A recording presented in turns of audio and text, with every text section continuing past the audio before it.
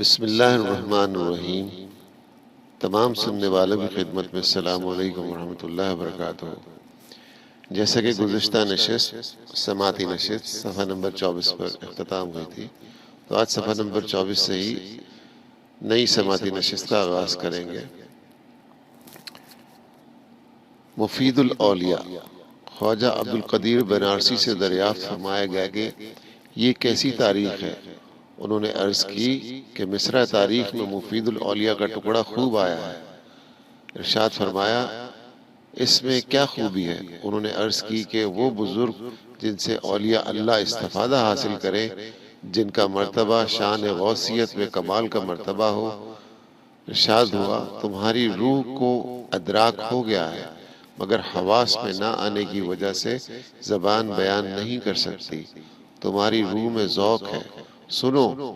جو لوگ حضرات اولیاء اللہ شاذ و نادر ہی ہوتے ہیں انہیں افراد کہتے ہیں۔ محبوب و مراد ایک روز حضرت خضر علیہ السلام جا رہے تھے۔ رستے میں ایک آدمی کو دیکھا کہ لبادہ اوڑے سوئے ہوئے ہیں۔ حضرت خضر علیہ السلام نے کہا اٹھو، کیا سو رہے ہو؟ خدا کی عبادت کرو۔ حضرت خضر علیہ السلام نے لبادے سے سمجھا یہ کوئی ولی ہے۔ وہ بزرگ اٹھے اور حضرت خضر علیہ السلام سے کہا اب ہم آپ کی نظر سے غائب ہو جائیں گے، ہمیں معاف کیجیے گا۔ حضرت خضر علیہ السلام کو بہت حیرت ہوئی، باوجود یہ کہ ہم نقیب الاولیاء ہیں اور ہمیں پتہ ہی نہیں یہ بزرگ کون ہے اور کہاں غائب ہو گئے ہیں۔ آگے بڑھے تو تھوڑی دور جا کر ایک عورت نظر آئی، اسی طرح لبادہ اوڑے سو رہی تھی۔ حضرت خضر علیہ السلام نے سمجھا انہی بزرگ کی بیوی ہوگی اور ان کے بیدار کرنے اور اٹھانے کا ارادہ کیا۔ الہام ہوا با ادب یا خضر۔ وہ جاگ گئی اور کہا کاش الہام ہونے سے پہلے ادب کیا ہوتا۔ یہ کہہ کر وہ بھی غائب ہو گئی۔ حضرت خضر علیہ السلام نے حق سبحانہ وتعالی کی بارگاہ میں عرض کی یا اللہ، ہم نقیب الاولیاء ہیں اور ہمیں پتہ ہی نہیں یہ لوگ کون ہیں جو غائب ہو گئے ہیں۔ جن کا رتبہ حضرت خضر علیہ السلام نے پہچانا نہیں۔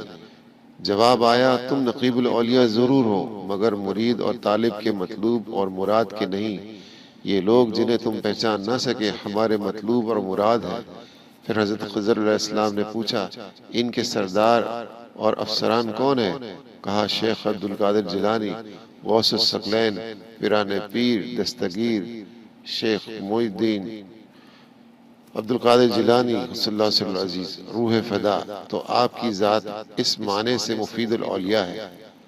تم ابھی لڑکے ہو، نہیں سمجھو گے، جب بڑے ہو جاؤ گے سمجھ جاؤ گے۔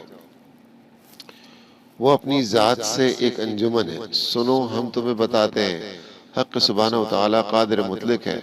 اگر بہت آدمیوں کے اوصاف ایک آدمی میں جمع کر دے تو کیا دشوار ہے؟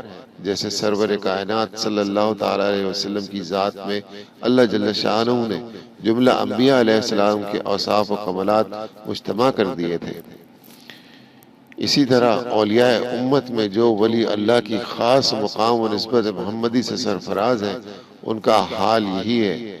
جیسا کہ حضرت مولانا جلال الدین رومی رحمۃ اللہ تعالی علیہ نے ترجمہ حدیث میں فرماتے ہیں گفت پیغمبر کے است از ام تم کے بود ہم گوہر و ہم تم۔ محبت حضرت غوث الثقلین۔ ارشاد ہوا ہمارے حضرت قدس اللہ العزیز فرماتے تھے سب لوگوں کے چار چیزیں اربع عناصر سے پیدا ہوتی ہیں، یعنی کہ تمام لوگوں میں جو چیزیں پیدا ہوتی ہیں وہ ان کے پیدا ہونے کے چار ذریعے ہوتے ہیں، لیکن ہم پانچ چیزوں سے ہیں۔ ہم میں ایک عنصر خلقت غوث الثقلین کی محبت بھی ہے۔ مریدوں میں آثار محبت، خدا نے اسی محبت کے صدقے اپنی رحمت کاملہ ہمارے مریدوں میں بھی کچھ محبت دے دی ہے۔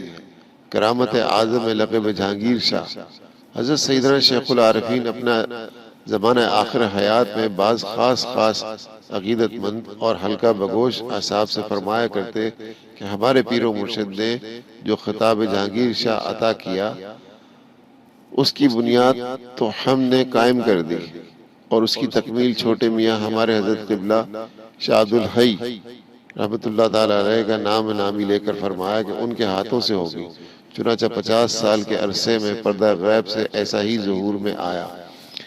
ہمارے حضرت قبلہ کے دست حق پرست پر سیدنا شیخ العارفین کے سلسلہ عالیہ کی اشاعت اور فیوز و برکات کے واقعات بدرجہ کمال ظہور میں آئے، اور یہ سلسلہ عالی قادری ابوالعلاء منمی سلسلہ جہانگیری کے نام اور نسبت سے موسوم ہوا، اور ایک خاص خاندان مثل دیگر خانوادہ ارباب طریقت کے خاندان جہانگیری کے نام سے تحریر و تقریر میں زبان زد خاص و عام ہوا، اور از شرق و تا غرب یعنی مشرق سے مغرب تک سیدنا حضرت شیخ العارفین کے سلسلہ عالیہ کی اشاعت ہوئی، جیسا کہ قرآن سے منسوب ہے، واللہ یتم نورہ ولو کرہ الکافرون اذا جاء نصر اللہ والفتح ورأیت الناس يدخلون فی دین اللہ افواجا۔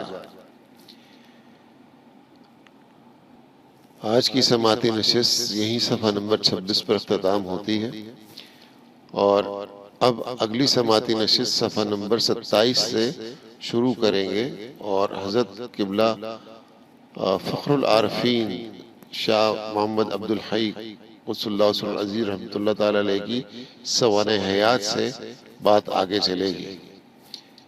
تمام سننے والوں کی خدمت میں السلام علیکم ورحمۃ اللہ وبرکاتہ، فی امان اللہ۔